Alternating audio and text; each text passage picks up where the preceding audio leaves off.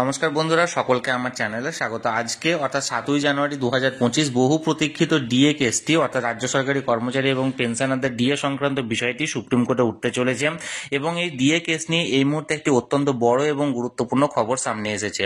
কি সেই খবরে কি কি বলা হয়েছে এবং কতটা গুরুত্বপূর্ণ সকল কিছু আজকের ভিডিওতে বিস্তারিতভাবে আলোচনা করব। ভিডিওটি সকল সরকারি কর্মচারী এবং পেনশনারদের জন্য অত্যন্ত গুরুত্বপূর্ণ, তাই প্রথম থেকে শেষ পর্যন্ত অবশ্যই ধৈর্য সহকারে দেখবেন এবং ভালো লেগে থাকলে অবশ্যই একটি লাইক করবেন এবং সকলের সঙ্গে শেয়ার করবেন।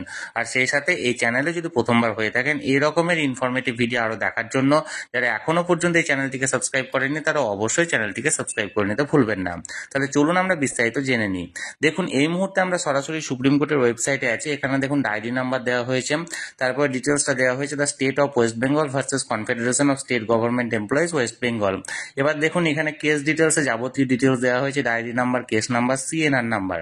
এবার দেখুন এখানে প্রেজেন্ট বা লাস্ট লিস্টেড ওয়ান অর্থাৎ লাস্ট যে হিয়ারিংটা হতে চলেছে সেটার ব্যাপারে দেওয়া হয়েছে।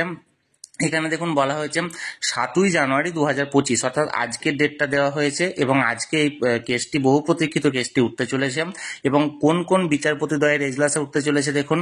Honourable mister justice Rishikesh Roy and honourable mister justice SVN Bhatti, এই দুজন বিচারপতির এজলাসে উঠতে চলেছে। যার ক্লজ নাম্বার হচ্ছে 45, ক্লজ নাম্বার 45 অর্থাৎ সিরিয়াল নাম্বার 45-এ উঠতে চলেছে, অর্থাৎ তুলনামূলকভাবে অন্যান্য হিয়ারিং ডেটের তুলনায় একটু আগে উঠতে চলেছে এবং যে নির্দিষ্ট সময় ধরা হয়েছে সেটা হচ্ছে সকাল 10:30 থেকে দুপুর 1টার মধ্যে এই কেসটির শুনানি হতে চলেছে।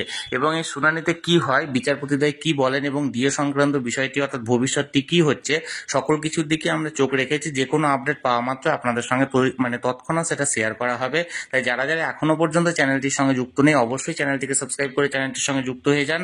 আর এই ভিডিওটি ভালো লেগে থাকলে অবশ্যই একটি লাইক করুন এবং সকলের সঙ্গে শেয়ার করুন। আর সেই সাথে অবশ্যই চ্যানেলটিকে সাবস্ক্রাইব করুন। ধন্যবাদ, দেখা হচ্ছে পরের ভিডিওতে।